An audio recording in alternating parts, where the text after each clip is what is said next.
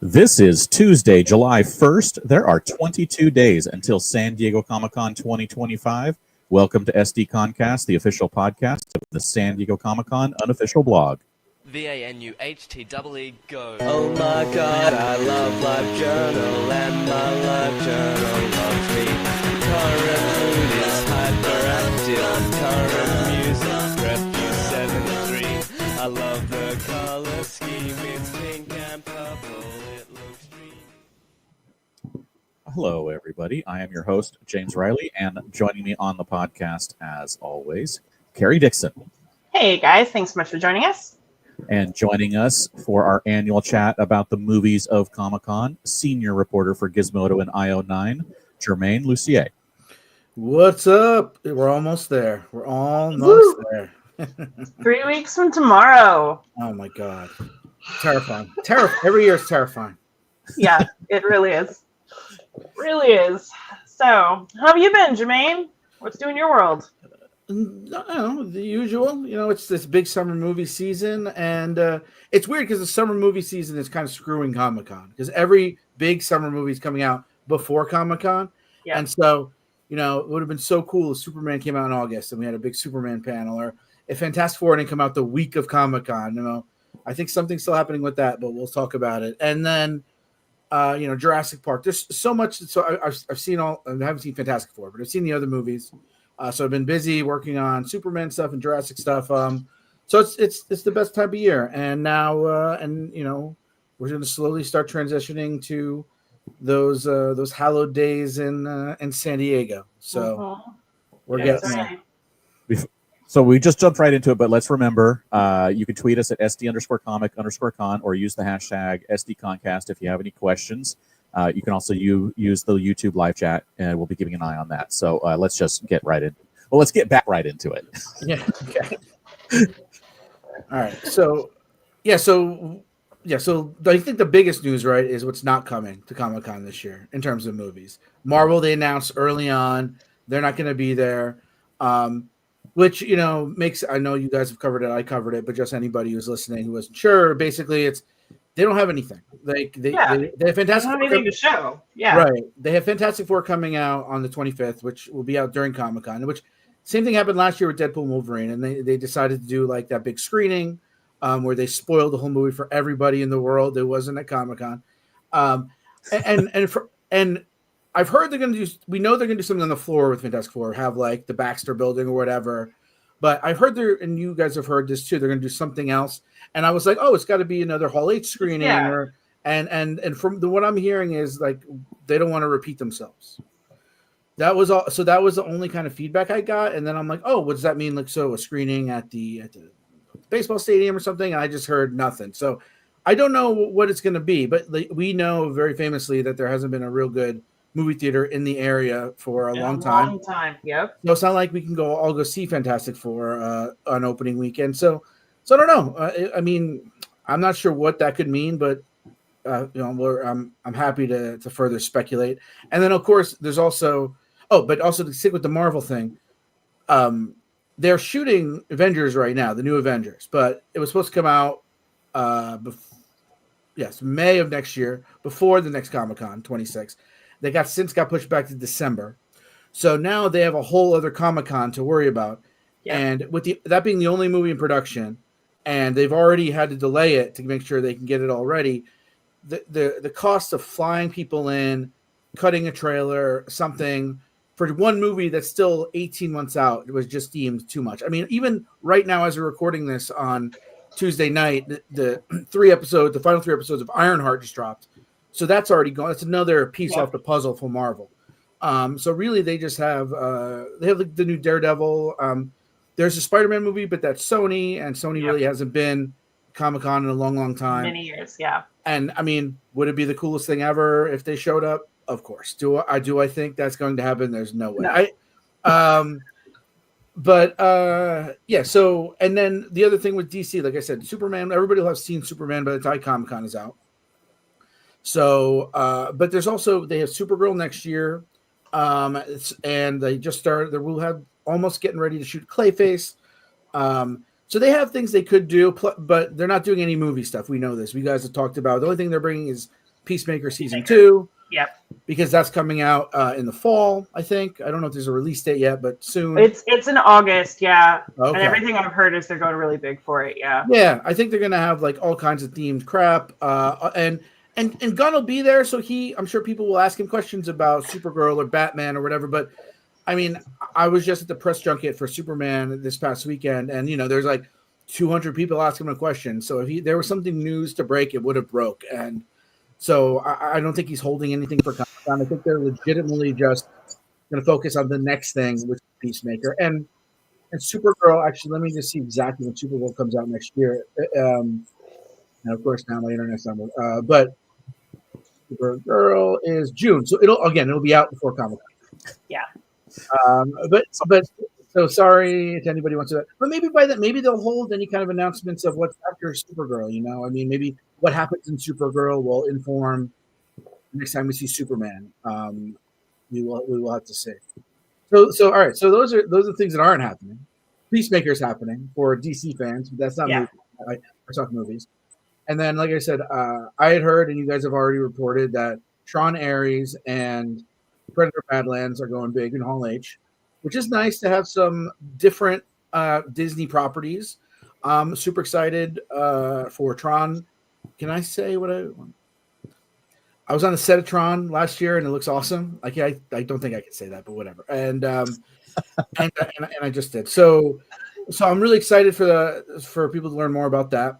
And we already have a little bit of a trailer, so they'll do that. And Predator Badlands, we also already have a trailer, but we have this Predator movie that just came out that Dan Trachtenberg released, the animated movie, Killer of Killers, recommended. It's on Hulu. So that'll be cool. And then the other logical Disney movie, if you look at what they have coming out, they have like Freakier Fridays, doesn't really fit, is Avatar Fire and Ash, which they did the first Avatar at Comic-Con. They did. It was a big deal. It's been 16 years, but it yes. It has been 16 years, and I'm sure I've told the story before, but me and my friend lined up for Avatar, and Avatar famously came after the New Moon panel. And so there's crazy line. We had to get in line, and then the New Moon panel ended, and every single person left, except for us. And we were like, "Oh, I guess we didn't have to sleep out overnight to see James Cameron's latest opus." But we have the story, and unfortunately, I've heard that Avatar is not coming to Comic-Con. So I don't think they need it. I don't think he's ready to show much more of it. Hasn't even been a trailer yet. I think that'll change soon, but. Yeah, no Avatar, unfortunately. I was hoping, but no. But, all right. Here is what I have heard. I have heard there is another big movie that will be at Comic-Con. It is a little out of the box, but it will be exciting if all the principals show up, and that is Project Hail Mary. Oh, The trailer just came out. Trailer just came out this week. Looks awesome. People think it's very spoilery. It's not as spoilery as you might think if you've read the book. And I don't know if Ryan Gosling is going to be there. I don't know if I would assume Lord Miller would be there, who directed it. But, sure. But I think Ryan Gosling and Comic-Con would be a pretty big deal. And I think Amazon's pretty confident in this movie. It doesn't come out until March, and they already have a trailer out. That's a really early trailer for a movie that's not, Christopher Nolan. So, yeah, I'm not sure if it's 100% a Hall H thing, but I'm going to say like 85% sure it's like a Hall H panel. No, that is exciting, and that's funny because we actually, the author Andy Weir, we posted today like he's going to be there doing signings, and I was like, I wonder. There you go. See, I didn't know that. There you go. I love when a piece of puzzle fits together. But knowing that we're pretty sure Project Hail Mary is going to be there, I looked at what else did they have, that company, right? It's Amazon MGM. They have James Bond. They're not going to bring out Denis Villeneuve or anything like that. But they do have Masters of the Universe. True. Which comes out, again, let me double check. Masters before Comic-Con next year. So they showed at CinemaCon in April a little sizzle reel of behind-the-scenes footage from Masters of the Universe. And anytime I post about it, the fans are crazy. Like, I'm 45 years old. I grew up as a He-Man fan. Masters of the Universe, Castle Grayskull. But that is with the animated shows on Netflix, there's a much younger, very rabid audience for this. So I see that every time I talk about the film. I don't know if it is going to be there, but it would be almost silly for them not to, if they have a room of captivated people, Ryan Gosling. Absolutely.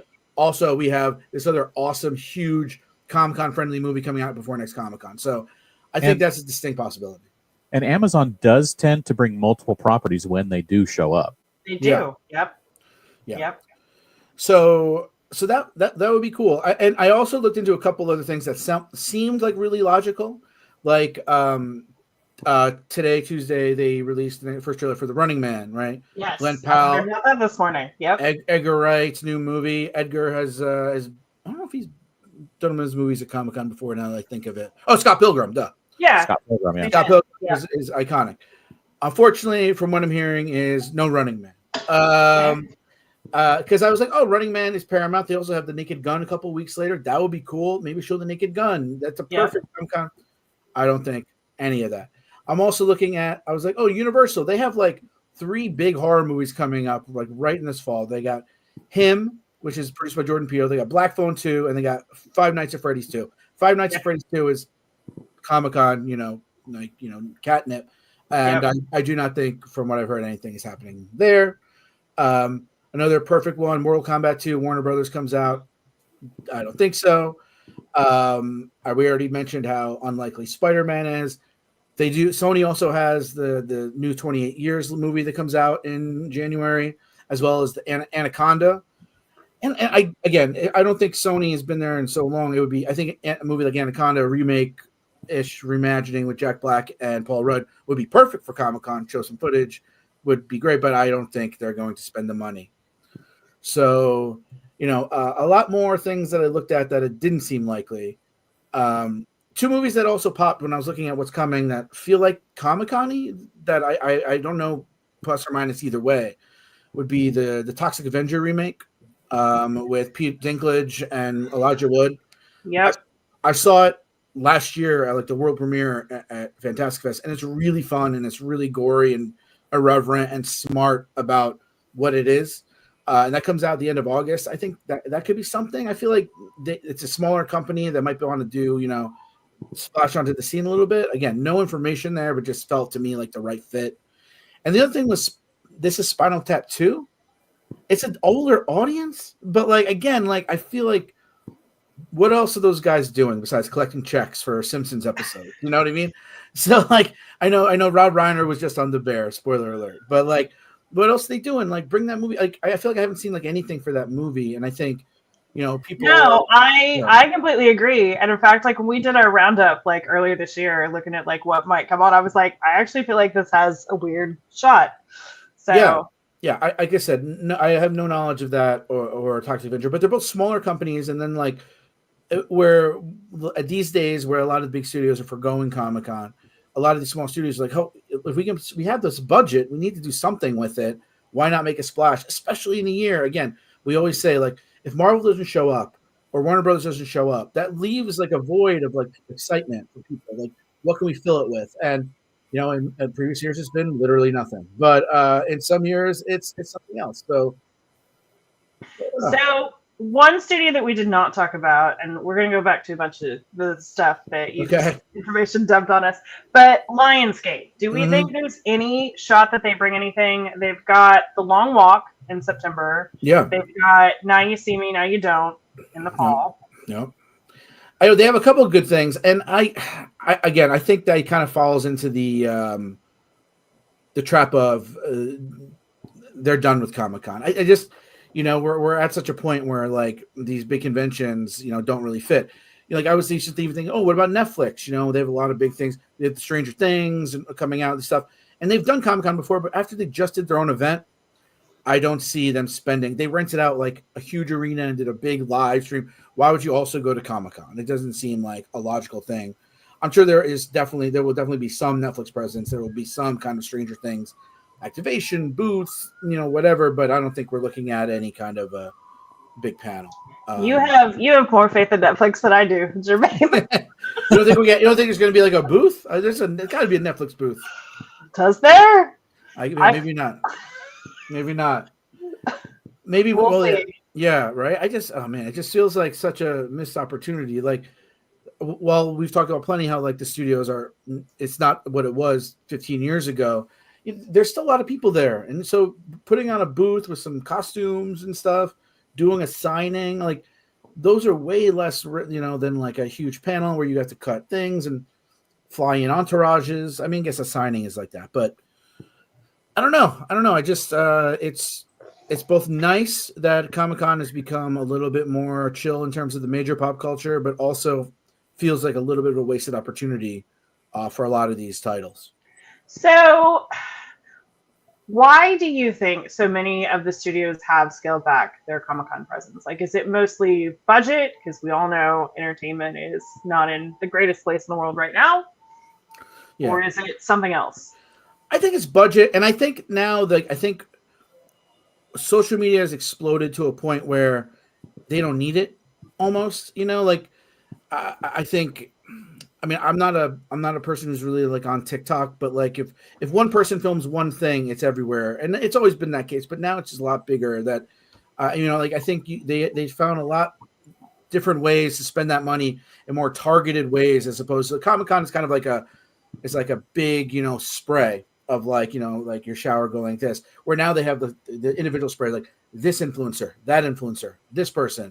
We know that everybody watches this guy's interviews, or And so I think they just find smaller ways to do it. And then that's cheaper to fly in like, a big influencer to a hotel in LA to do an interview or do some kind of bit than fly, the cast of a movie or 4 movies or something down. They all have their people, they have their, their makeup and their hair and their publicists, and they need hotel rooms. And we know how hard that is to get. And like, what is it for the studio to do it, So yeah, I just think it's the risk reward, and then what are you getting out of it? But I still think there is something to be said about like winning Comic-Con, about like a buzz. So too, yeah. The buzz of like you walking out of that and being like, oh my god, I can't wait. Like it's a real way to kind of like confidently show something in my mind, and that's why I feel like I'm really excited about Project Hail Mary, because like that feels like a movie that doesn't seem. I mean, the contents of it are very typical Comic-Con, but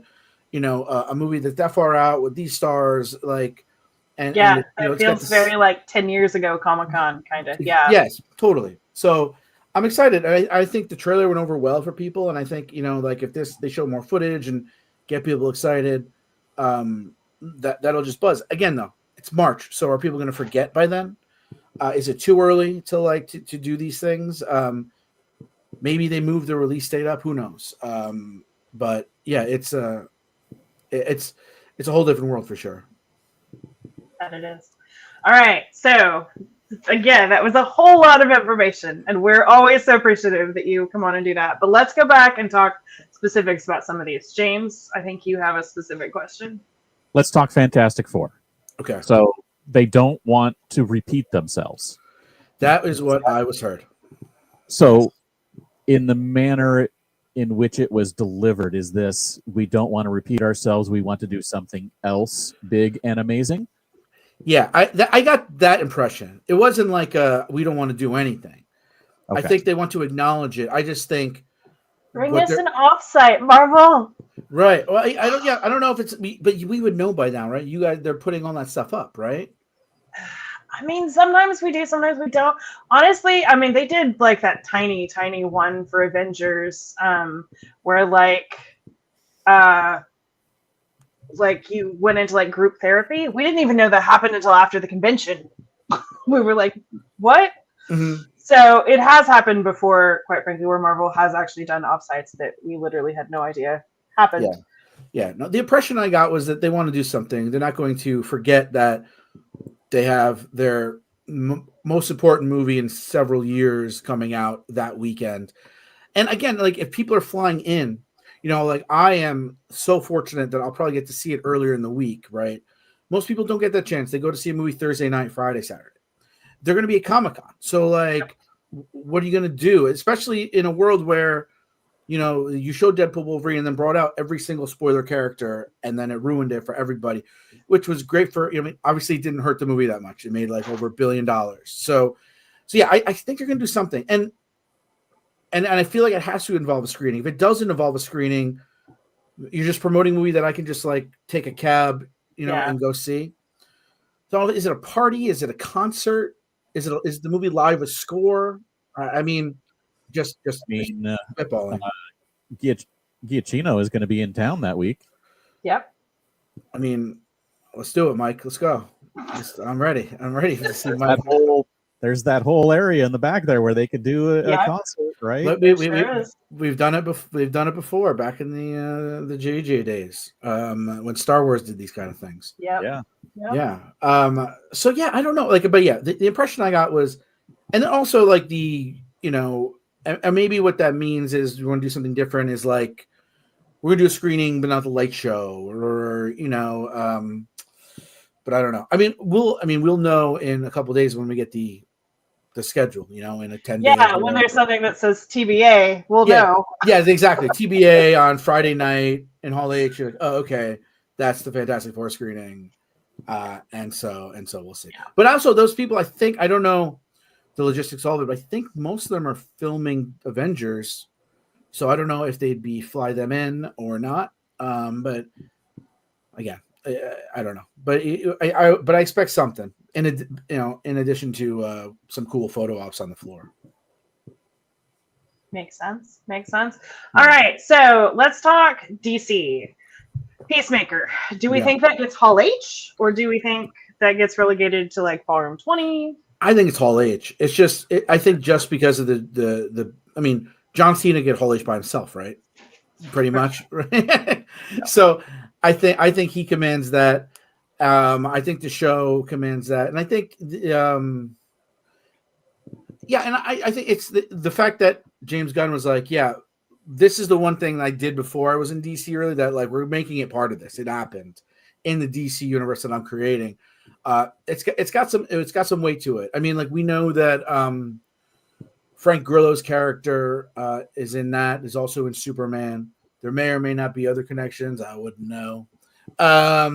But it feels Hall H to me, and I also think when you do something like that, you want to keep it focused on it, right? You don't want to be like, oh, it's Superman and a Supergirl trailer, but yeah, I do not see how, or maybe he brings some like Superman deleted scenes or something because it will have been out in theaters for a couple of weeks, but I just don't see how they don't talk about it at all.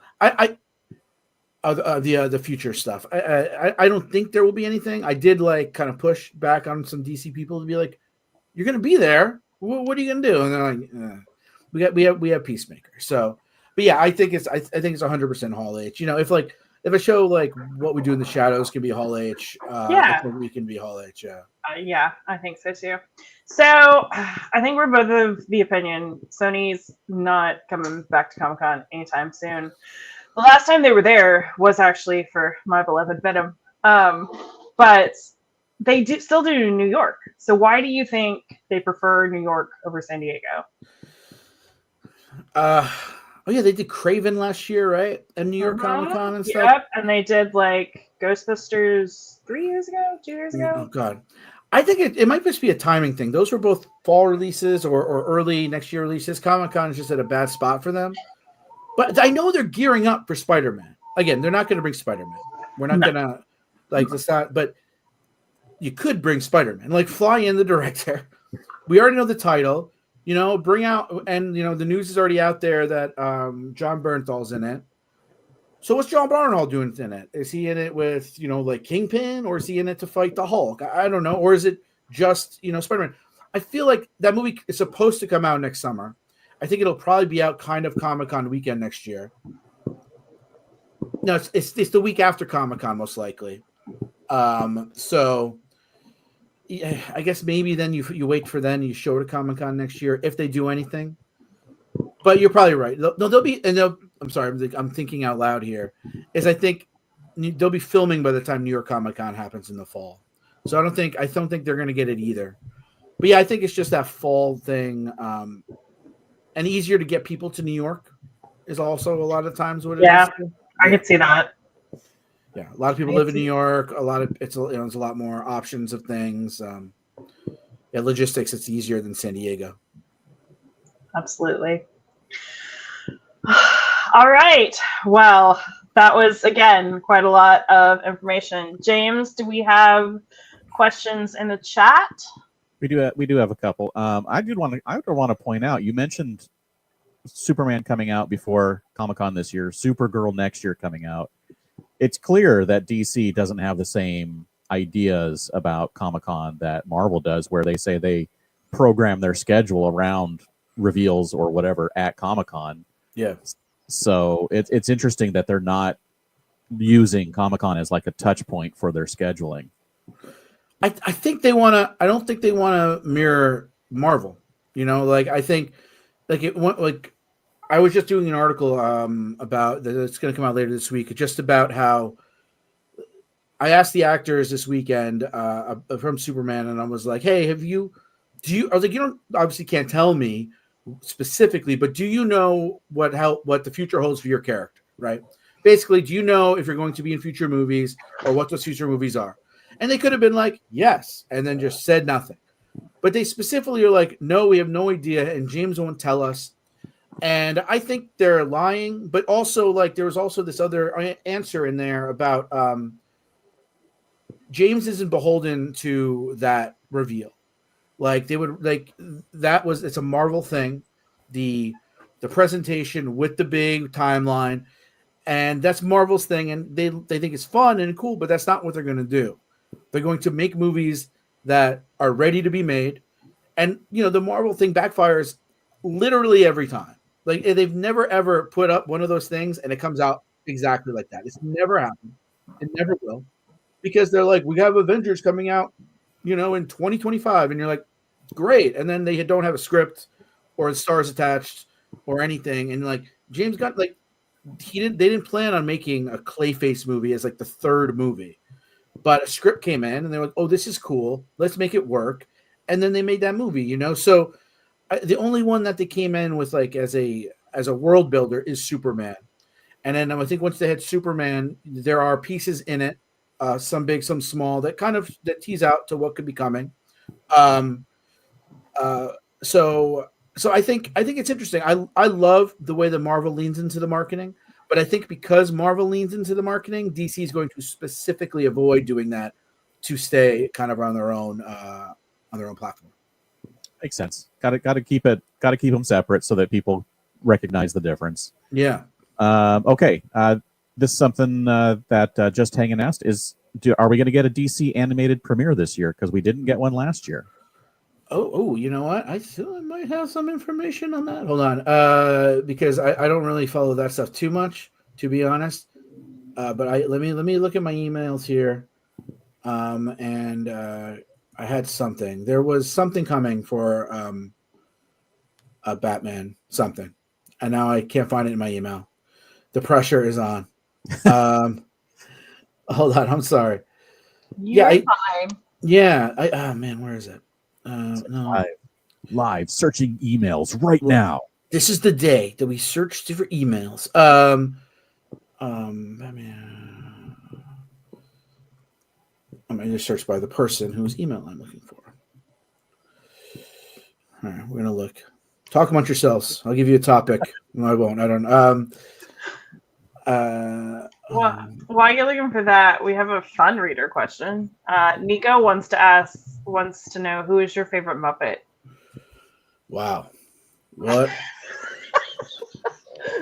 I don't know. I think I'm just basic. No, it's probably Fozzie. Yes. I think it's Fozzie. Fozzie is like, it's just so goofy and dad jokey. I kind of love Fozzie. Yeah, is this? Let me look. Oh, okay. Please note the below panels are confidential and have not been announced. Okay, so I can't say anything here, but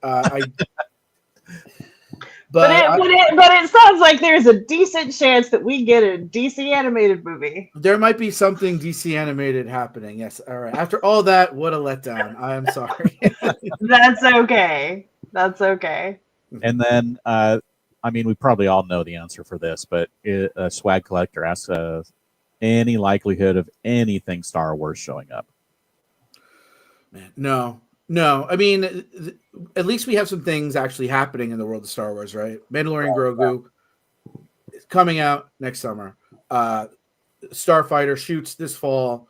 for the following summer. I mean, I would say there's like a 10% chance because this is going to be the only Comic-Con before Mandalorian and Grogu. And if imagine like we said, Pedro, like Fantastic Four might do something. Pedro Pascal's there, maybe. John Favreau loves Comic-Con. He's directing. I don't, and there is footage. It exists. I've seen it like 3 times at events, right? And I don't think it's been released publicly, but like, go for it. No, Universal just released footage from the Odyssey today. You know, I mean, in theaters only ish, but so I'm going to say like a 10% chance. So probably not. But especially we're coming off a Star Wars Celebration 2 months ago, where they showed footage from that and made all the news about Star Wars Starfighter. So, and I've heard that like rumors of a further Obi-Wan Kenobi are kind of BS. So, and Ahsoka is still filming. I think that's the only other thing happening. So I would say there's a 10% chance we get something Mandalorian Grogu, but that would be it. And I would not bet on it. Oh, well. Oh, Yeah. well. And then Nico asked, what about the A24 film Together? That's coming after Comic-Con on July 30th. I don't think A24 has ever brought anything. I have it on good. Thank you, Nico. I forgot. I have heard that there will be something together. I think maybe even screenings. Nice. I forgot I heard about that. And my boy Nico, I hit him in the head. Yeah, I've heard that they're going to do something for Together. Like I said, probably screenings. I don't know if it's a panel. I don't know if it's big enough to warrant a panel. Like, are people going to show up for like Dave Franco in a weird body horror movie? But I think there might be screenings. I don't know where the screenings would be. I guess that weird offsite theater that's impossible to get to. They bus people, Germaine. They bus. Oh, it's always what I want to do is ride a bus in San Diego at 10 o'clock at night to a movie that's going to start 2 hours late. So much fun. Yes. So there you go. Thank you. Yes, I've heard Together will be there. Okay. Well, good to know. Good to know. All right. Again, I think that's quite a lot of stuff. What are you like personally excited about for Comic-Con this year? Yeah. Sleeping is going to be good. I'm excited for my favorite part of Comic-Con always is the train ride home on Sunday. I really like the train ride home on Sunday. Germaine. I know. I'm such a snob. No, I don't know. You love it. Like it's exhausting but it's fun. It's fun. It's fun. I for me though, it's true that the last couple of years I've been going now professionally for almost 20 years. Yeah. And so like, it started as like, fun work. And then it got like really awesome for a while where I was like on every list and this. And now I am a little too old to like go out and party every night and go to panels and work. So like I said, I'm only half joking about the sleep stuff. So yeah, and I haven't heard about any parties yet. Usually it's the last minute type stuff besides the fandom thing. So, I mean, like I said, I'm really excited to learn more about Tron. I love Predator and I love Dan's movies. And Dan is a personal friend, and I don't think he would come. He knows Comic-Con. He wouldn't come to Comic-Con unless he had it. He could bring it. And I read Project Hail Mary when it came out, like immediately, and devoured it. And I've been such a fan. And Phil Lord and Chris Miller are some of my favorite filmmakers. They haven't made a movie in like a decade. They've been producing incredible movies like Spider-Man and Spider-Verse. But so again, for them to have confidence enough in their movie to potentially bring it to Comic-Con Hall H, even after a trailer, like why would you release a trailer 3 weeks before Comic-Con if you're coming to Comic-Con? Which is when they're not going to be there, and I'm going to be an idiot when people listen to this. But I think it's still going to be there. But then I guess so like that shows confidence in the movie. So I'm excited for that. So I think I'm just excited for the things that are coming, and I hope we get one or two more little surprises. And it will be nice to be able to cover different things, see different panels and stuff without the worry of like I got to run to the Marvel panel. Like I had to miss. The Penguin was one of my favorite shows in the last couple of years, and I had to miss half that panel because I had to run out to get in line for the Marvel panel last year. Again, so spoiled, and I completely understand that. But like, you had to pick and choose your battles, and I feel like this year maybe it'll be a little bit more I can focus in on writing up a panel instead of like being like, oh, I'll figure that out later or screw it. There's not enough cool things for me to say to get out of it. So yeah, it'll be good. I'm not staying particularly close, but it's on the train line, so we will shuttle back and forth and we'll do our best. That's right. We will. Well, I think it's going to be a good year. It sounds like light on movies, but I think it's still going to be a good year, and I'm sure I will run into you in line. Yes, I'll see you outside the Omni. We'll high five. And, at our usual spot. Yep. Yes, exactly. Oh my God, I remember those years I could stay at the Omni. It's what a year, what a time when I used to stay within walking distance of this fall. Though I'm sorry, like just Comic-Con chat. I saw you guys put up a post earlier about like more downtown hotels opening up, and I was just like, it was like a knife in my back. I mean, they weren't like super close. They're like 0.6 miles away, but I mean, that's better than Mission Valley. Right. Well, yeah. And I'm not in Mission Valley. I'm out by the train station, which isn't bad. Yeah. It's still like a mile away. It's not horrible by any means. No, yeah, but you can hop on the trolley. Yeah. Yeah, you can hop on the trolley. It's pretty fast and easy. But I like to be I closer, And so it was. So do we. We get it. But I also don't like to stress about it. I like to just be done with it during Hotel Apocalypse and not think about it ever again. If I didn't have a hotel in Little Till today, I would have been a mad person. I'm already a mad person, right? Same. I can't deal with not putting ahead. Nobody needs that kind of stress. No, it's just worth it to just have it. But again, like seeing like these places that like I would have killed to get in Hotel Apocalypse just to be available. I know. And again, I don't know if they were available all 4 nights or whatever, Wednesday night to Saturday, but Sure. Well, champagne problems, as Taylor That's Swift right. Yes. That's right. All right. Well, we, as always, greatly appreciate you coming on, Germaine. This is always a super fun chat. So I look forward to it. I'm glad I was able to hopefully give you guys some good stuff this year. And yeah, like I said, I look forward to it. Thank you for having me. Thank you, everybody, for listening and watching. And I'll see you in the gas lamp. Yeah, see you outside the Omni. Bye. Bye, guys. Thanks, Germaine. Okay. Well, again, I always love when Germaine comes on because he just like pops on and tells us everything and then leaves. It's just like, okay. He's like, peace. Peace. Yeah. Wow. Well, just tell us what you know, Germaine. So it's always fun. No, we greatly appreciate him. Okay. Well, let's get on to the news because God knows there's a lot of it. What? There's a lot of news, huh? I think this is the year that everyone decided to drop the news before the 4th of July instead of after. Because there's a lot. I think that is some wishful thinking on your part. I think it is going to be just as busy on Monday, but maybe Tuesday. I will say, on Monday. Maybe. I will say, I do feel in general like people have been announcing just a little bit earlier. I keep comparing dates and I'm like, oh, this is more like 2019 timing. So that part has definitely been a very pleasant surprise on our end. So I'm hoping that the last day or two before the convention, I'm not sitting in my hotel room writing up dino nuggets. That is my dream. So we'll see if that happens. Okay, but on to the news. So first up, as Germaine mentioned, Predator Badlands is getting a Hall H panel. We don't know yet who's on it, but I mean, I'm sure Dan Trachtenberg, the director, will be there. I'm sure Elle Fanning will be there. I'm sure there will be other people. So should be good.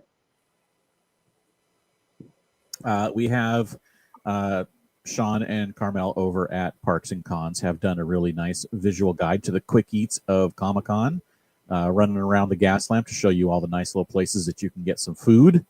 So if you want to check that out, go ahead and run on over to our website, and the video will be posted there. Absolutely.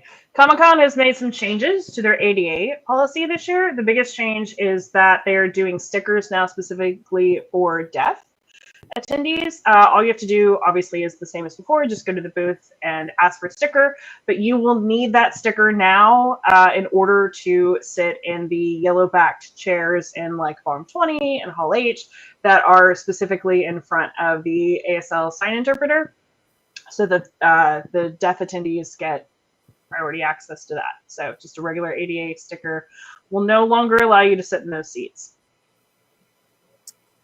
We have news that the online exclusives portal is coming back for this year and will be opening on Monday, July 7th at noon. The lottery system is for buying exclusives, for time slots for exclusives at places like Funko, Mattel, UCCC Distributing, Jazwares. As announced while we were on this podcast, Bandai as well. Bandai now also. So this is where you can use per day. You have credits. You apply those credits whichever manner you want to, whichever things you want, specific time slots, spread them all out a bunch of things. It's whatever you want to do. The portal will be open from Monday, July 7th at noon Pacific and close on Thursday, July 17th at 11:59 p.m. Pacific. There is an FAQ on Comic-Con's site, and we will, of course, have all the news about which specific companies will be on that portal once it goes live. Yes, absolutely. This is not in the least bit shocking, but House of the Dragon, the showrunner Ryan Condal did confirm that they will not be heading to Comic-Con this year. They're in the middle of filming. Like, the show's not going to come out anytime soon, but he said that they hope to make a triumphant return next year. So I would expect big things again from House of the Dragon next year. We did, however, get news that Critical Role will be coming back to Comic-Con in 2025. We don't really have many details, and some of the cast members are scheduled for GalaxyCon in Raleigh on Saturday, July 26th. So it may not be the full crew, but there will be details coming soon. That's right. We also learned today that Ghosts is heading back to the convention. No details yet, but they did promise sneak peeks. So I'm sure that equates to another Volume 20 panel. And I love that show, so I'm excited. Yes. We had a little bit of other news. Ronin Club Collectibles announced several autographs with voice actors from Dragon Ball Z, One Piece, Bleach, Gundam, and more. You can find all of that up on the site. You can also find our list of announced panels up on the site, and we'll be posting our recap of all the autographs a little bit closer to the convention. All right, so now we're moving on to offsites. And the first one we're covering is Shudder. Shudder is celebrating 10 years of terror with an offsite and more. It looks like we're going to be getting, let's see if I can read here, a cornfield maze in the Hilton gas lamp for the movie Clown in a Cornfield with appearances by Friendo the Clown. I'm so curious to see like how the cornfield works. I'm like, is it going to be upstairs like where Interview was? Is it going to be like on the grass? Like where the Ferris wheel was last year? I don't know. So I'm super curious to see how this works. But I love horror, so I'm super excited that we're getting some more horror at the convention. Yes. Woo! Thank you, Shudder. We also learned that Fandom is coming back. They'll be on their usual Thursday night spot on the rooftop of the Hard Rock Hotel. And the biggest news of that is that the All American Rejects will be headlining this year's show. There will also be activations at the event for Epic Universe, the Universal Orlando Park, Code Vein 2, and my personal favorite is Elf on the Shelf. Who guessed that? Not Nobody. me. No one. No one. So I don't know. I thought that was fun. But we love Fandom. We're excited they're back. Make sure you go sign up for a chance to get tickets. All right. And we have showing up a Marvel Studios Thunderbolts treats truck. It's going to be running around all summer, and it's going to be heading to Comic-Con for its final stop. It's going to be, it's going to be outside the hotel, the Omni Hotel, in that little space where things like the big giant Superman were and Ozzy, all of those things that were out in that area. It looks like you're going to be able to get some free ice cream, exclusive swag, and photo ops for Thunderbolts. So that should be pretty fun. Yeah, and it's the home entertainment bringing it, and they said swag, so I'm sure they'll be giving out like Blu-rays of the movie. So that's fun. Nice. Yeah. The Lodge is back. We learned today a little bit more about what they're bringing, which will be they'll have like the holodeck from Star Trek. They'll have some stuff for Dexter Resurrection, the Peach Cafe from Landman, some stuff for NCIS, Tony and Ziva. And in my opinion, the most exciting part is they'll do something for Mission Impossible. Tickets did drop yesterday. They usually do additional drops, so just keep an eye out on social because they drop at random times. All right. Yesterday's is having a 10th anniversary party also.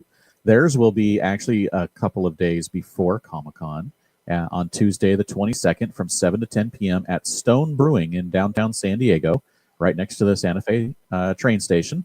The event is free to attend and open to the public and will feature exclusive merchandise just for that event only, including a brand new comic book inspired enamel pin of Stone Brewing's legendary gargoyle mascot that is limited to 200 and will be $10 each only at the event. And for those of you who pre-ordered, you can pick up your pre-orders on site so you don't have to deal with it going onto the show floor at Comic-Con, and you can spend your time doing other things.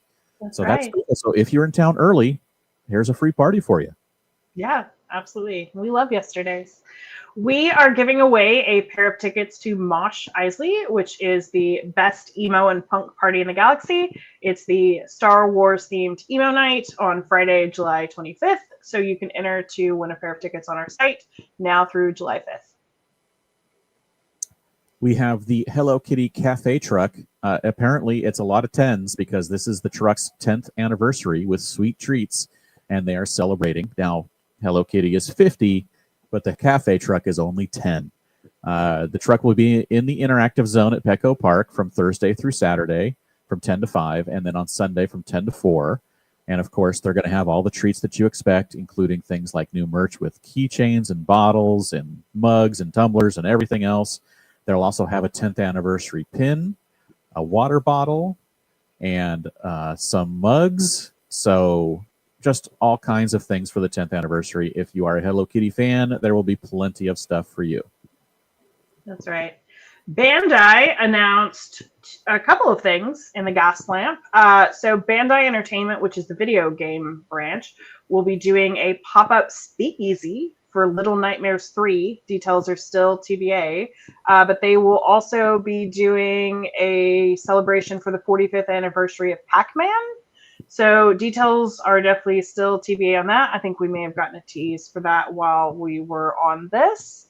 And then they also have a life-size golden motorcycle Forma outside Lou and Mickey's for Code Vein 2. So lots of fun things from Bandai out in the gas lamp this year. And then we got some more trolley wraps. We got Brawl Stars wrapping up the trolleys. Looks like there's going to be some cool stuff out on the Fifth Avenue landing. A thing called Star Park. So for anybody who doesn't know, Fifth Avenue Landing is the area behind the convention center. Think of like where Voodoo is, like where the IMD boat has been in years past. So that area is where this will be. So I am very curious about this. But we love when new things come. So it should be fun. And then go ahead. That's it. That was the only new one of the wraps that we got. I think so. Okay. The other one was Anime Mayhem was the next one on the list. Yeah, we had that last week. And then finally, today it was announced that the Comic-Con Museum is again teaming up with Turner Classic Movies and Julian's Auctions for another auction. So you can go and view select props from Star Wars at the Comic-Con Museum beginning July 14th through Sunday, July 27th, ahead of the auction, which will also be on Sunday, July 27th, live at the Comic-Con Museum. And let's see.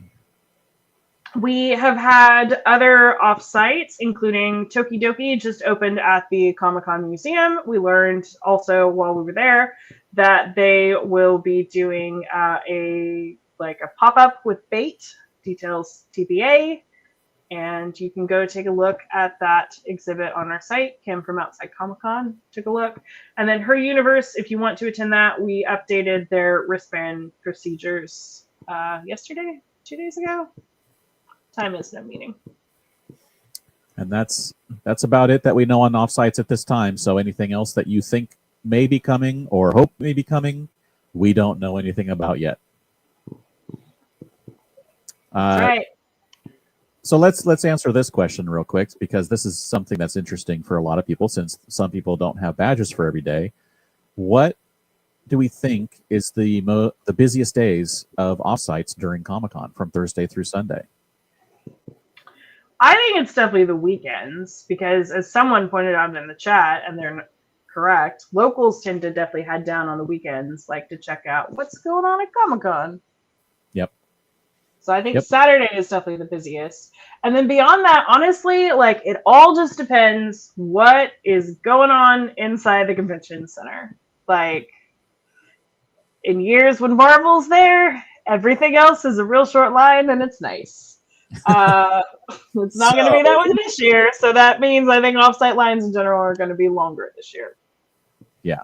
So if there is nothing pulling in a massive crowd, and remember, this is not just pulling in a massive crowd, but pulling in people into a line where they can't go anywhere. That's actually more important, is that there's a line for something really big. So if there's not, then just expect everything to be busier overall. Yep. Okay, well, let's move on to exclusives, and this is where. Let me you do stuff for a second. I gotta load them in. Okay, I can do that. Just hanging out. Is Todd McFarlane coming? I believe so. I'm just about positive he is. Let's see here.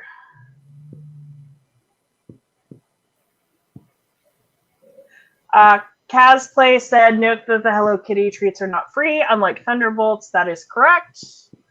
Everything at the Hello Kitty is paid. Basically, like, a good rule of thumb for is this free or is this paid is a studio sponsoring it? If they are not, it is probably not free. All right.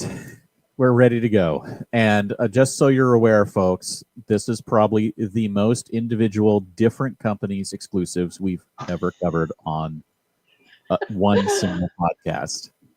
I know. You hate me right now. I'm sorry. That's fine. It was like, wait, there's 15? No, here's 4 more. I know. I kept being like, oh, I forgot this one. I'm sorry. Anyway, let's get going here, because there's a lot.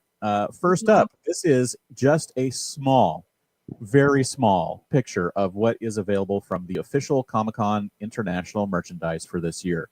It is now available on their site, on the merch tab. There are T-shirts. Plus, what's that? For shipping. I just wanted to make that clear. Yes. So there's T-shirts, there's long sleeve tees, there's hoodies, there's jerseys, there's boxers, there's just a lot of stuff. So if you are interested in getting something shipped, go on to their site and order it. There is a code that is right there on the front page for if you order a certain amount, you get free shipping. So don't forget to do that. And there you go. There you go. I really like the fact that the it looks like the theme on a lot of these is heavy metal 80s bands kind of logos. Yes.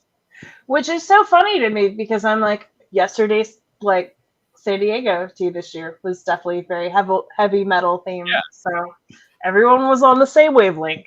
Apparently. All right, so on to Mattel. In my opinion, they saved the best for last. Yeah, let me. Okay. I got it. So up first, we have the Ultimate Edition. The Champ is Here John Cena figure, which will be $50. It includes 3 head sculpts, a hat, 3 sets of hands, 4 championship belts, and a Chain Gang medallion. So I think that one's going to be pretty popular. There's also a Little People Collector Deadpool for $27 with old Mac Deadpool's tacos and his stand. And then a Masters of the Universe Turtles of Grayskull Skella Shredder for $45, which combines Masters of the Universe with Teenage Mutant Ninja Turtles. And then the one we are, at least I'm excited about, is their Jurassic World T-Rex Convention Crasher. And it's meant to look like Comic-Con, like the packaging looks like the convention center. The sign says, "When fans ruled the earth," like there's a guy in an inflatable dino outfit. Like he's even got a little mini toy of this toy. I love it. Yeah, it's crazy. It's crazy good. I was like, do I just put all the pictures of the Jurassic Park thing on the slide, or do I have? You absolutely could have. You could have like made that its own slide for sure. Yes, I love it. Yeah. I know. So that one's $85. And we are. Go ahead. They've been taking so many pictures of their toys and like setting up scenes, and the scenes for this are really cool. So go look at adorable. Yeah. I love it, man. This thing is coming home with me one way or another. So we're big fans of anything that like actually pays homage to the convention itself. So yep. Okay, so then we have our friends at UCC Distributing, and again, this is just a small selection of the many things that they are bringing, and just the things we know so far. They are going to have, they're having multiple booths, right? Or just like one? Yes, they have multiple booths. So their main booth is, where is it? 1401. 1401. No, their main booth is 5613. Their main booth is 5613. That's where like all of the exclusives will be. That's where like when you sign up for them in the portal, you were trying for booth 5613. They do have other booths that may have some items, but they won't have all of them, and that's not what you're signing up for in the portal. And then the biggest thing this year is the 1401, which is they're launching Baby 3 in the US. They might have some of the Baby 3 exclusives there, but for the most part, they'll be at the main booth 5613. But at the Baby 3 booth, they will have a giant 9-foot tall Baby 3 photo op, a whole bunch of assortments of Baby 3, just like regular merch and more. Yeah. So yeah, there's just all these, there's multiple Baby 3s. There's, something from, what is this? Glitch Productions, Murder Drones. There's a Batman like blind bag cell, animation cell. Oh, geez, there's so much stuff. Thrilljoy has a bunch of this Voltron and Batman and Animaniacs are all from Thrilljoy, which has a bunch of exclusives, Beavis and Butthead included. There's this Fernando Tatis Jr. Padres McFarlane Toys exclusive, which is going to be really awesome because it's in San Diego and it's an exclusive for San Diego. There's the Godzilla. There's a Mr. Hanky plush. There's other Godzilla toys and key rings. There's some of these Fugglers from Gremlins and Superman and what is he? Joker and Harley. I mean, just so many things. And this is just so much stuff. Yeah. I will say, of what's been announced, I think for sure that Padres McFarlane toy is the most popular by far. Yeah, that's going to be a hot item. Yeah, agreed. So moving on to Funko, we showed off most of the exclusives last time, but then they announced some more. Do we have photos of those? No, we do not. It's just all the list of where everything's available. Yeah, that's fine. They showed off some more items at their Funko Fun Days, including a Huckleberry Hound. I think this one's kind of cool. They're doing a Pop Batman, Robin, and Penguin that come packaged in clamshell packaging, which is similar to their Comic-Con 2010 packaging. So I think that's fun. So those three will be at the show only, and you can find where everything is all across the world in the images James is showing or on our site. There you go. Next up, we have 100% Soft. They will once again be.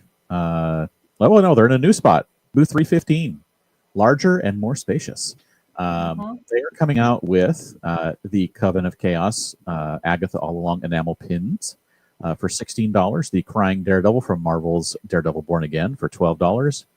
And the Trench Coat and Hat Thing from Marvel Studios Fantastic Four First Steps enamel pin for $12. They will also have the Charcoal Ice Cream Dumpster vinyl figure. There will be the Thunderbolts Yelena Guinea Pig enamel pin, $12, and the Void enamel pin for $12. So all of this is going to be available at their booth, and they will. Are they going to be in the portal this year, or do we not know for sure yet? 100% Soft. Yeah, they are. Okay. All right, that's it for that. Okay, so up next we have Symbiote Studios, who showed off some more of their Transformers items, including a Snarl plush, which will be available for $29.99. There is the Laserbeak, which we showed you last week, which will be $24.99. He's magnetic. He can sit on your shoulder. And then a Catnip, Bravo, and Transformers Grimlock crossover t-shirt, which will be $24.99, or you can get 2 shirts for $40. All right. And then Hallmark has pictures of all of their stuff. And we have the Minecraft Nether Portal for $35.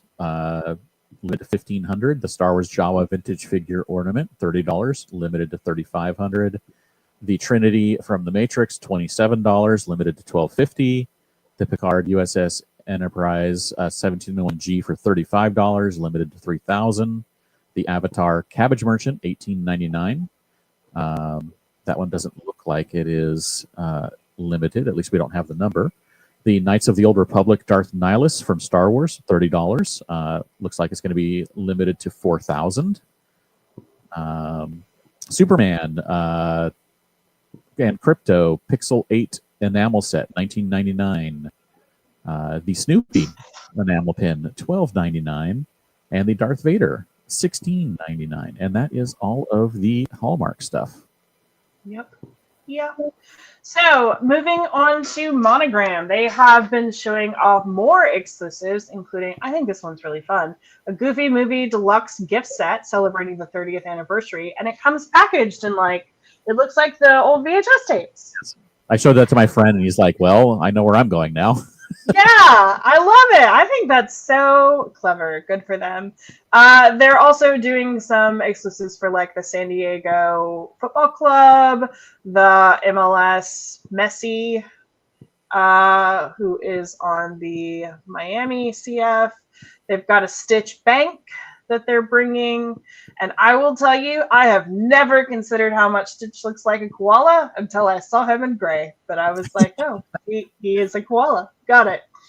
And then Clash of the Clans 3D set. So they'll have all kinds of awesome stuff at their booth with more still to come. And our friends over at Factory will have a few exclusives.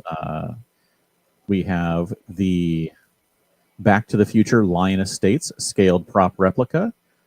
This will be $50. The Hall of Justice scaled prop replica. This one might be my favorite one.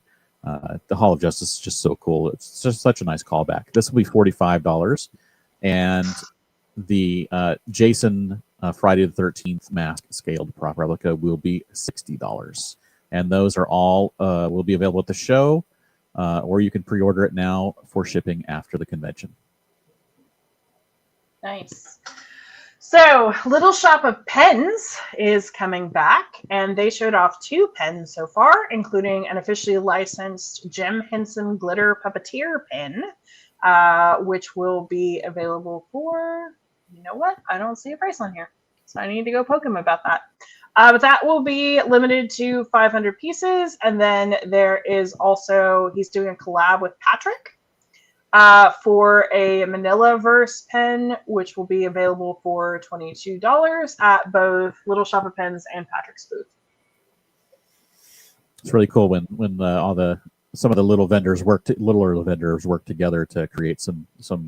I know. It always makes me so happy when I'm like, our people like talk to each other on Twitter, collabs.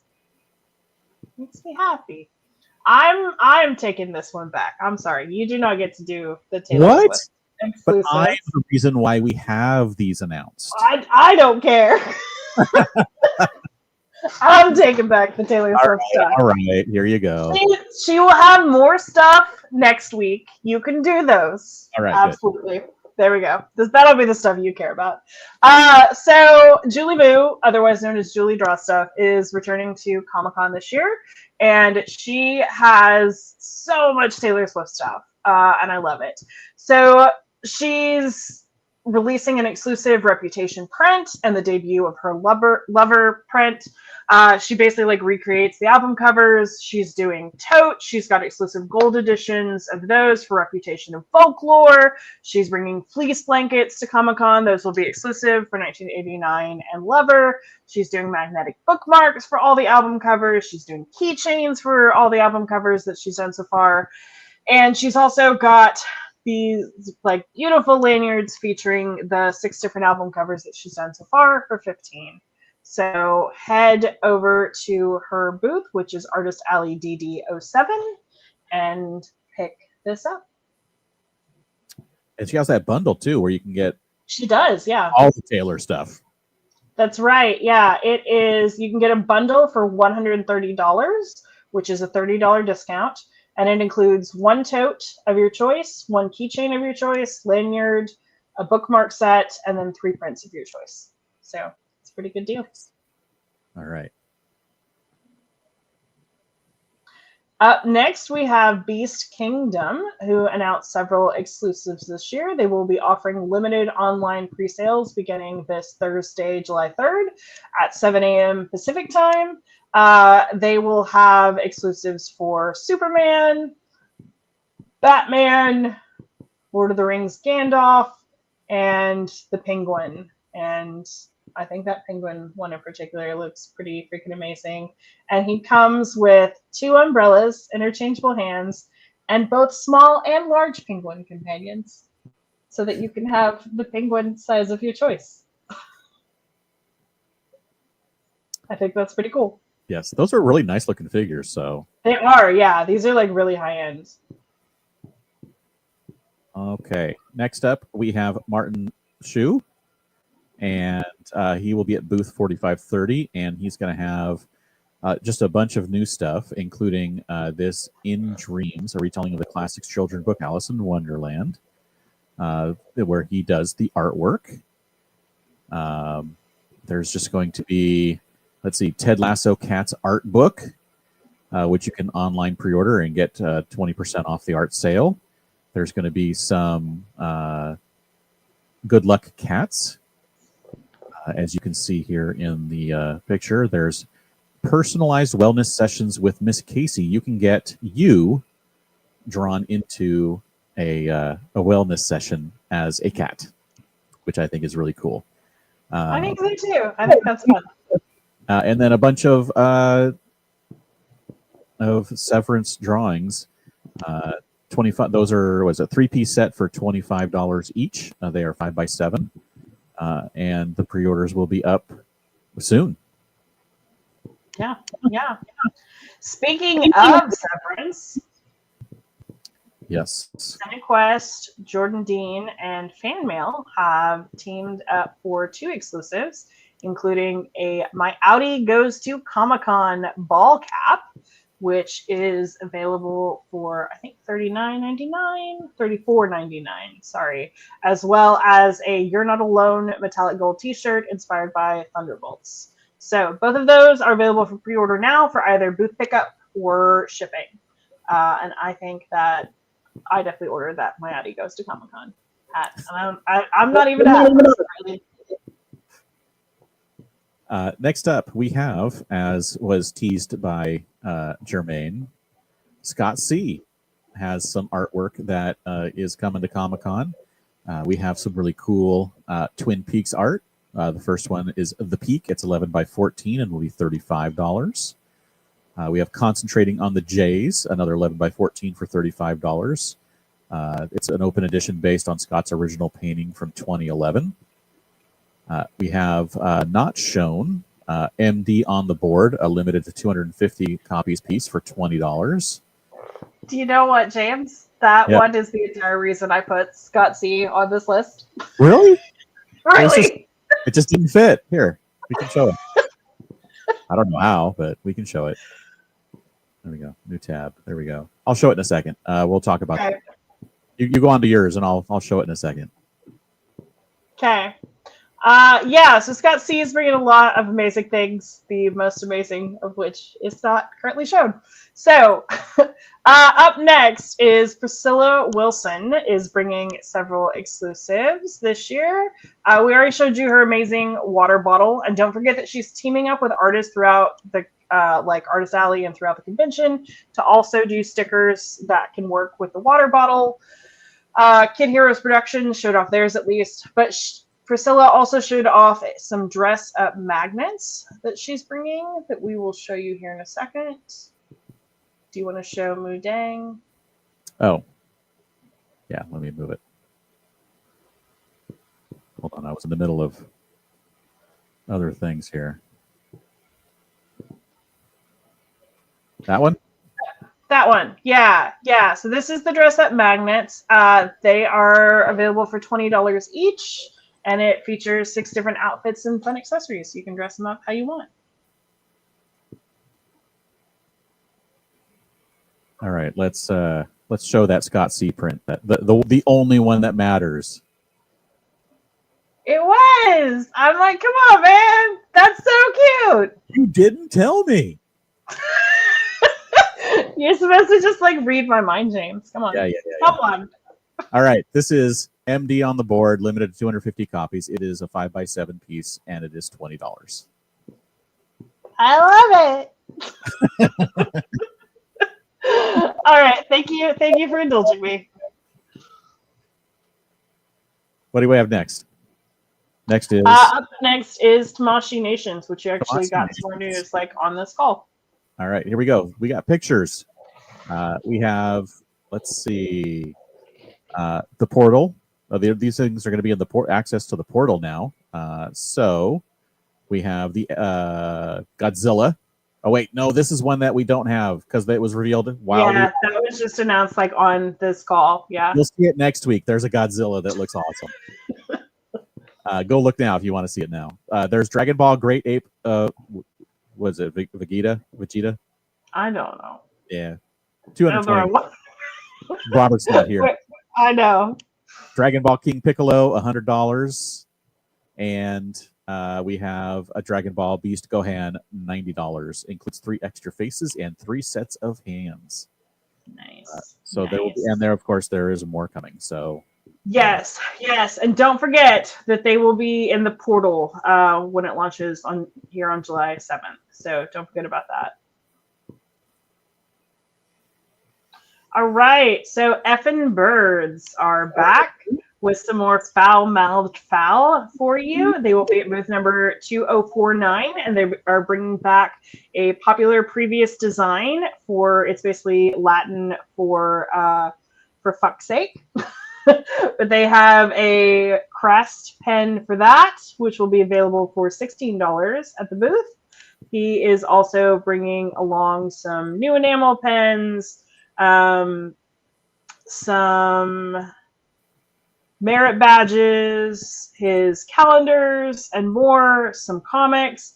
And then what I think is particularly fun is if you bring him a small cup of black coffee during the show, he'll trade you one of his hand-doodled coffee cups in return.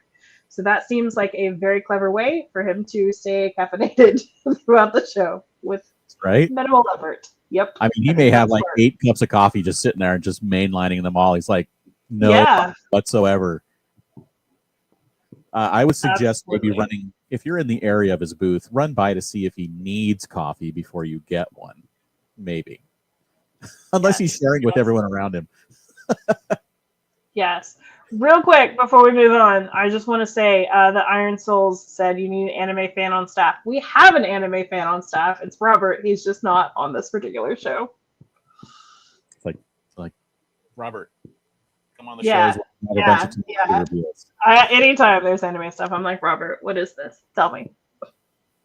Okay, next up we have Jada Toys, and this is the Ultra Street Fighter 2 M Bison Player 2 Deluxe exclusive 1/12 scale action figure.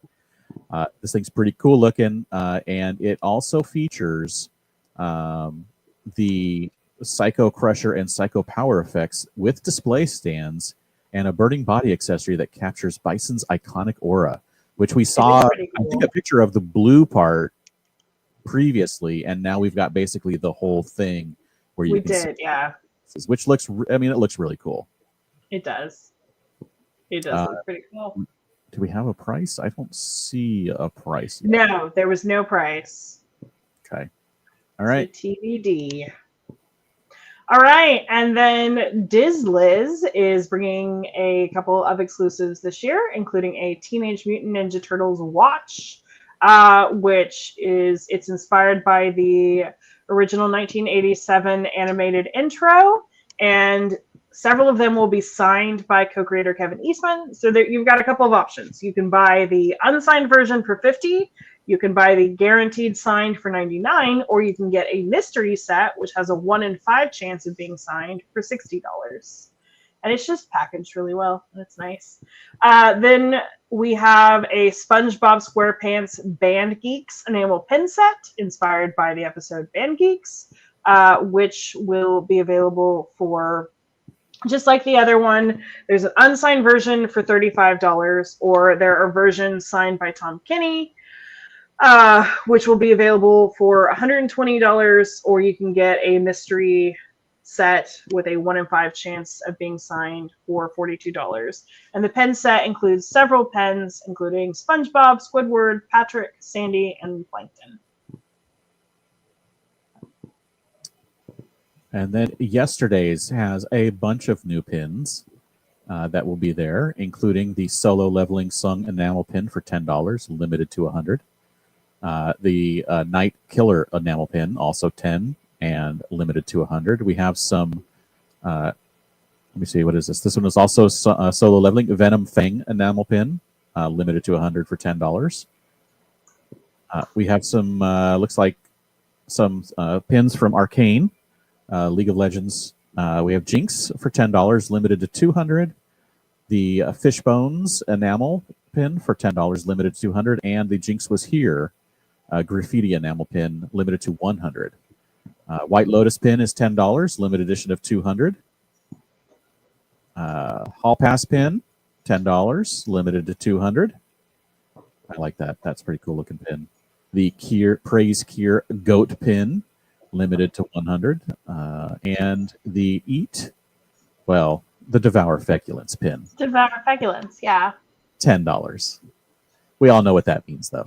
And the Continental Studios pin, also $10.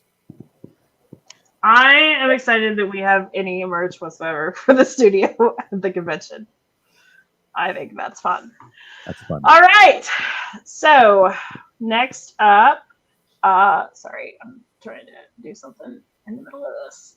Jazwares. Jazwares is up next. So all of their exclusives, I assume, got announced today, starting with an Avatar Legend Zuko action figure for $40. They'll also have a Kawaii little elemental Aang Avatar figure for $20. They've got a Hello Kitty and Friends anniversary plushes for $40, which includes My Melody and Karami. There is a Swerve Strickland AEW figure for $40, which comes with a removable robe. There's a Murmiko Starfall powered up Astra plush for $30, which is a collab with Tokidoki. A Pokemon Squirtle Squad plush pack for $100. I think this one's amazing. It's 5 Squirtles wearing iconic sunglasses. I don't know. I just think that's crazy, and we love crazy around here. There's also a Yo Gabba Land figure pack for $100, which includes the main 5 figures. Total Anime My Hero Academia Bakugo figure for $40.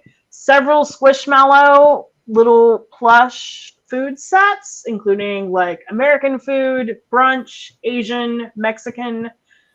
Those will be $40 each. Star Wars Micro Galaxy Squadron Imperial Hangar base set for $100. And finally, a Stranger Things Upside Down Collection Demogorgon for $20. So all kinds of things from Bandai. Or not Bandai, Jazwares. Yep. Yeah, I've been up since 4:30 a.m., guys. And there's a ton of other stuff. Just a ton. There's a ton of other stuff. So I'm going to do my annual thing where I try to run down this list as quick as possible. Okay. So, Fat Rabbit Farm, they did their first wave of exclusives the other day. Their second wave will be this Thursday, which includes tees, lanyard, pens, and more. Val has been showing off her original art. Those are one-on-one little mini pieces that she'll have in a bin at her booth. Make sure you go check those out. Kotobukiya is giving away free cards at their booth. You can find information about that on our site. KRS Comics is doing an exclusive variant cover with Peach Momoko. Furry Feline Creatives have been showing off their plush and other figures. Today, they showed off some Gilkins Twin Pack Squish Candy figures, as well as some 3D art toys, tees. They're doing like those nugget things again. So you can find all of that up on the site. Naoko Mullally showed off a Squid Game sticker set. Udon showed off a tee that they are bringing with way more still to come. Rock Love is doing engraved jewelry at their booth in Arabesh, a Star Wars language. Erico showed off all of her exclusives for this year, which include like a cat robe and pens and art and so much more, a bag, all kinds of stuff. Alex Ross showed off the first of his exclusives, which are a Joker and Harley, as well as a combined piece, The Loyal Subjects. We showed off all their stuff for the most part last week, but then they announced a mask truck that I think actually went up for pre-sale this morning. If you're interested in that, Icon Heroes is doing their Zoo Jitsu figures again. They showed off some pens. Hyperactive Monkey has shown off a couple of exclusives, including a Zom the Portal Monkey figure, Safubi figure, as well as an 8-bit journal and pen set that they are doing. Jewelry Brand showed off several exclusives, including some pens for the Fantastic Four that glows in the dark, a Superman pin, and a Superman keychain of Crypto. Beeline has been showing off more mugs, including a Goofy coconut mug that they showed off the other day. Dark Horse is doing a preview of their Cyberpunk Edge Runners Madness at the convention. Wolfgang has been showing off tees and a Deadpool Raptor acrylic pen. Essential Sequential showed off exclusives with Arthur Adams that they will have. JYKL Day showed off a Mega Man print that he's bringing, as well as some stickers today for an anime that I don't remember the name of. I'm very sorry. Han Cholo is doing exclusives for They Live, Chucky, Voltron, and more. Viz Media is doing exclusives for Kaiju 8. Nan Hawken is bringing all kinds of stuff, like original stickers, pens, all kinds of super cute stuff, plus her commissions are still open, so you can find all that up on the site. Committed Comics announced their 3 exclusives today. Signing schedule still to come. We'll be doing giveaways with Committed Comics again this year. Stay tuned for more information about that. But if you are interested in our trading cards, he will have old versions of those available, so just head over to the booth and ask about that. And then Figpen started their exclusive announcements today. They're doing it like they always do, where they show off the whole list of here's everything we're bringing, and then they'll slowly parse out photos. But they did show off the logo pen for the main booth. They are doing a logo pen this year at the Star Wars booth. They have not shown off that. Those are free with a $75 or more exclusives purchase. And they're doing their line management different this year. It's basically kind of like yesterday's does it. So yeah, that's the rest of it. That's a lot. Mm-hmm. So we had a question. The Real JPM, are you guys doing any fun scavenger hunt events for the U-Blog? Well, we are doing our annual Adventures of Prize Mule, which is basically a scavenger hunt. Let's not say that. But it is not a scavenger hunt. It is not a scavenger hunt. Closest. But it is not a scavenger hunt. We will be doing Adventures of Prize Mule. Yes, follow along on our Twitter to win prizes from amazing companies. There's a whole slew of them. I can read them off at the end. I wanted to address some other questions that we saw. Just Hanging said, do we think we'll get the schedule early? No, I don't. The way that they do the schedule is starting next Thursday, they'll announce the Wednesday schedule. If there even is a Wednesday schedule, there's not one every year. It's only if they do like some screenings in Ballroom 20. But we'll get the Wednesday schedule if there is one, and the Thursday schedule. Then Friday we'll get the Friday schedule. Saturday we'll get the Saturday schedule. Sunday we'll get the Sunday schedule. So it's been that way for many, many years, and I do not think that is changing. Some other questions I saw that I want to get to. SM asked, will more U-Blog tickets drop? I don't think so. There might be a situation like where last year, like the morning of the party, I had like 2 people message me and say like, hey, I can't go anymore. Would you refund me? So it's possible we might do something like that. But beyond that, no. Party is sold out. Right. I saw more. Do we think anything is happening at the radio show? Yes, it for sure is. We know that Crunchyroll is back for 2 days of a music fest over there. Let's see. There were other questions. I know there were, James. Of course there are. There's always questions. Yes. Yes. When do you think the lodge will release more tickets? I don't know. Like, whenever they release them. Randomly. Like, there is no notification on this stuff, guys. There's truly not. Like, okay, sometimes we do get like a heads up, but like we can't tell you when we get a heads up, and we don't always get that. So they drop when they drop. That's just the way Comic-Con works. They want you sitting there refreshing for hours on end. No, they don't. Just get them if you can. They don't. I mean, the problem with all this stuff is just it's limited. There's more people who want to go than like can attend. There is no fair way to do any of this. So you just we try as hard as we can to make it as fair for everyone as possible. Sometimes we succeed, sometimes we don't, but we try. And so there was another question. Mikey says, hoping for Fallout or Gen V panels. And guess what? Next week. Yes, next week we will be joined by Eric Goldman to talk TV. I mean, in reality, next week we get the schedule. So we'll for sure know next week regardless. But a couple days before, we'll get predictions on whether we will or not. Yes. And a lot of companies announce things starting next week, basically. Yep. Most studios will announce, but not early. Like 2 days before, if we're lucky, before the schedule drops. Sometimes the morning of.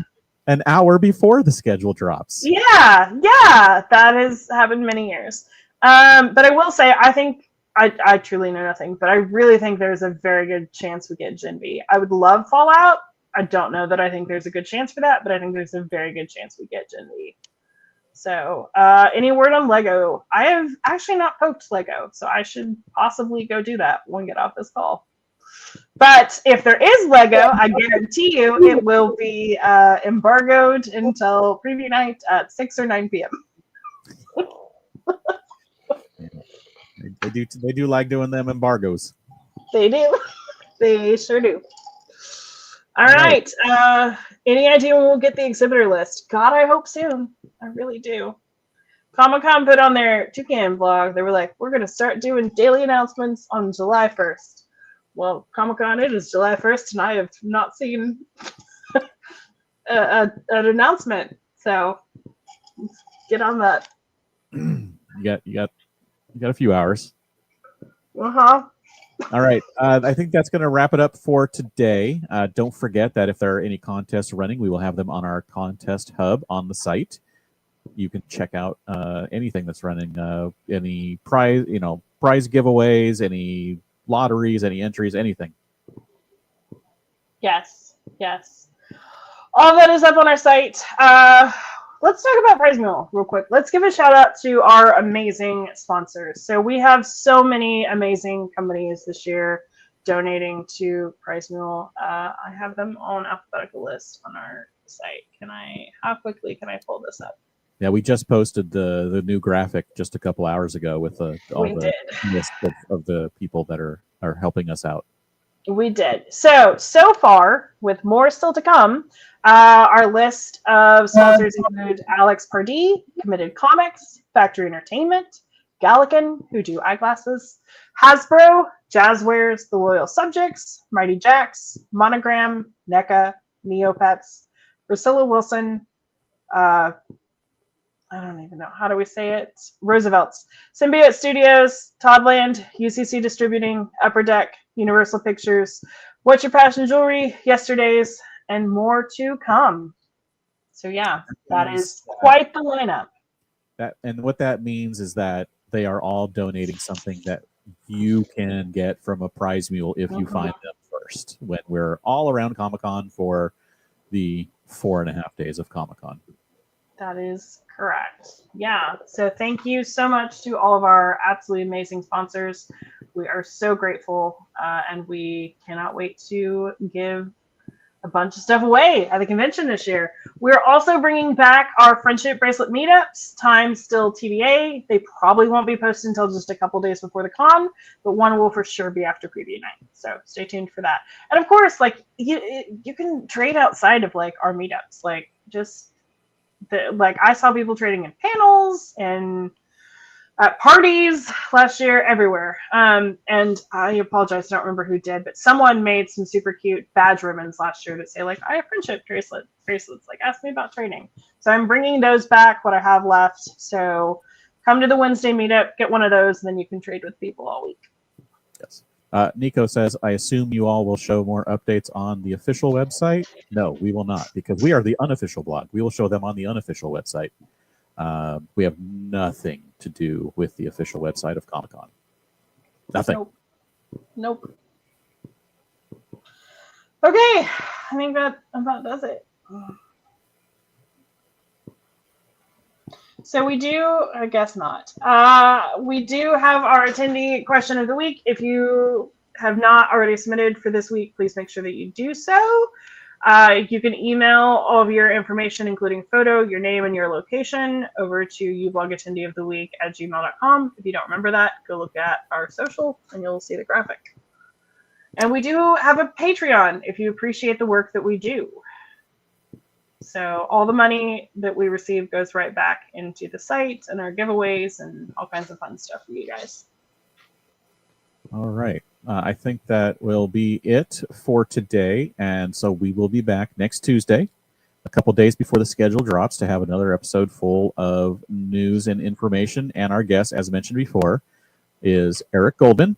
And also joining us will be Creative Riff's Alexa Crisculo, Director of Production, and what Creative Riff does. So Creative Riff is one of the experiential agencies, and if you're sitting there going, what the heck does that mean? They are the team who puts together some of the amazing offsites like FX every year.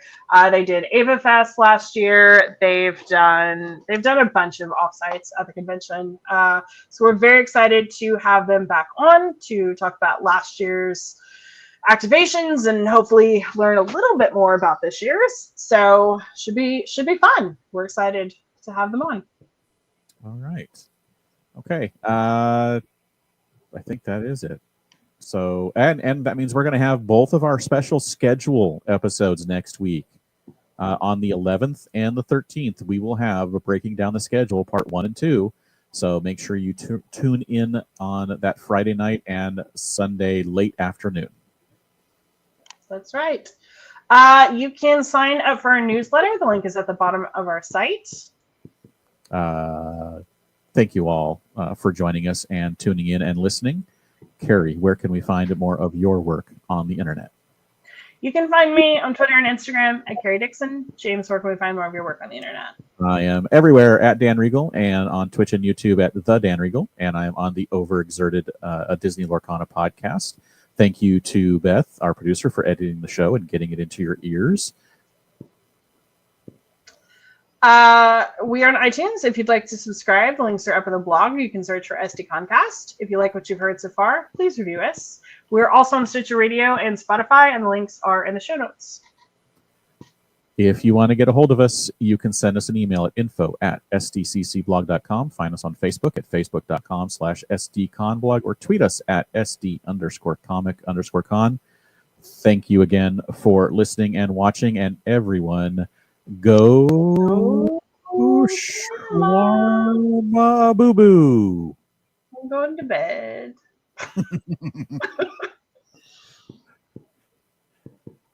Turn